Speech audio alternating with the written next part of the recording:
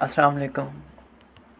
عالم روحانیات میں خوش آمدید کہتا ہوں۔ رجت کیا ہے؟ اس کے معنی کیا ہیں؟ یہ کیوں ہوتی ہے؟ اس کا علاج کیا ہے؟ کیا ہم رجت سے بچ سکتے ہیں؟ آج ہم اس ویڈیو میں جانیں گے۔ رجت کے معنی ہے پلٹنا، پلٹ کر واپس آنا۔ جب کوئی اللہ پاک کے اسم مبارک یا قرآن مجید کی آیات مبارکہ کو یا کسی بھی علوی نوری علم کو غلط نیت، غلط ارادے سے پڑھتا ہے تو اس پر اس عمل کے اثرات یا رجت آ جاتی ہے۔ عمل کے ذریعے اس کے ساتھ غلط کرنے کی سوچیں تو وہ آپ پر آن پڑے گی۔ یعنی کہ عمل کے ذریعے، نوری علم کے ذریعے اگر آپ کسی کے ساتھ غلط کرنے کا سوچیں گے نا تو رجت آپ پر آ جائے گی۔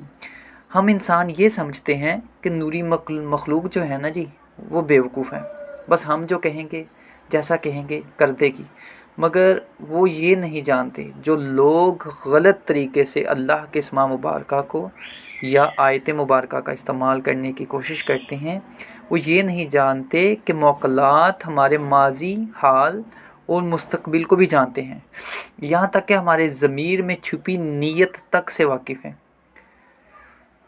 اس کے علاوہ وظائف یا چلہ کا کچھ عرصہ کر کے چھوڑ دینا بھی رجت دیتا ہے، کیونکہ اگر اس کے عمل کے اثرات جلد ظاہر نہ ہوں، ہم عمل ہی چھوڑ دیتے ہیں، اور اس کے جو موکلات ہیں جب مانوس ہوتے ہیں تب ہم عمل کو چھوڑ دیتے ہیں، تو پھر اس کی رجت ہم پر آتی ہے، کیونکہ ہم موکلات کو زحمت دیتے ہیں، ان کو ناگوار گزرتا ہے، ان کو اچھا نہیں لگتا کہ جب ہم عمل کرتے ہوئے عمل کو درمیان میں آدھ میں چھوڑ دیتے ہیں۔ اس کے علاوہ بغیر استاد کے بھی عمل شروع کر دیتے ہیں۔ استاد کا ہونا لازم ہے، کیونکہ عمل کے وہ اسرار اور نوک جھوک سے واقف ہوتا ہے۔ چلہ یا ریاضت میں ڈرنا، ڈر کے بھاگ جانا بھی رجت ہوتی ہے، یا تو بندہ پاگل ہو جاتا ہے یا موت کا شکار ہو جاتا ہے جی، مر جاتا ہے، کیونکہ بعض اوقات بہت سے کیسز میں ایسا دیکھا گیا جی، بندے پاگل ہو جاتے ہیں کہ ان کے سامنے چیزیں آتی ہیں، ان سے جب ہم کلام ہوتی ہیں ان سے بولا نہیں جاتا، اور پھر وہ کیا ہوتا ہے جی، اچھی یا بری شکل میں جب ظاہر ہوتی ہیں تو بندہ ہسار چھوڑ کے بھاگتا ہے، تو یا تو ڈر جاتا ہے یا بھاگتا ہے، یا پھر ان کا شکار ہو جاتا ہے۔ یہ ان کی مرضی ہے، یا تھپڑ مار دیں یا کچھ بھی کر دیں، ٹانگ ہاتھ پاؤں توڑ دیں یا پاگل کر دیں یا مار دیں جان سے، یہ تو ان پر ہے۔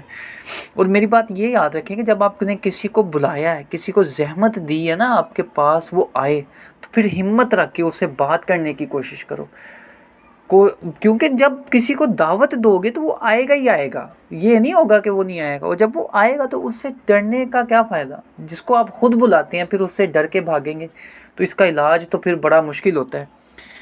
باقی جی الحمدللہ جی، اگر ہم اس سے بچ کیسے سکتے ہیں؟ پہلے تو میں یہ بتاتا ہوں، رجت سے آپ بچ سکتے ہیں کہ آپ کوئی بھی نوری علم سے پہلے کوئی بھی آپ اسم الہی لے لیں، آیت مبارکہ لے لیں، آپ نے ایک وقت یعنی کہ کسی ایک ٹائم میں، لازمی نہیں ہے کہ عمل سے پہلے، عمل کرنے سے پہلے پڑھ لیں، صبح پڑھ لیں، شام پڑھ لیں، سورۃ انشقاق کو پڑھ لینا ایک مرتبہ اور اپنے اوپر دم کرنا ہے، انشاءاللہ کبھی کسی عمل کی رجت نہیں آئے گی۔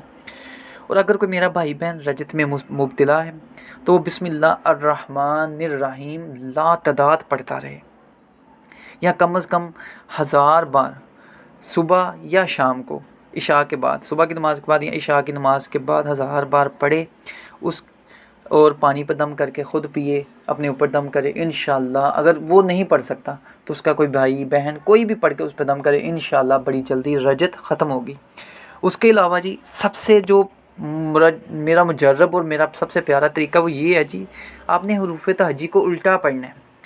سیدھے تو یہ ہے نا الف با پا تا سا، آپ نے اس کو یا سے شروع کرنا ہے، یعنی کہ نیچے سے اوپر کی طرف شروع کرنا ہے، اور دن میں 3 بار کر لیں، 1 بار کر لیں، پانی پہ دم کرنا، اور اس شخص پہ جس پہ رجت ہے اس کا انشاءاللہ پاگل پن بھی ختم ہو جائے گا، اور اس کو پانی پہ دم کر کے دیں، اس پہ دم کریں، انشاءاللہ 3 سے 7 دن میں رجت ختم ہو جائے گی۔ مجھے دعاؤں میں یاد رکھیے گا۔ اللہ حافظ۔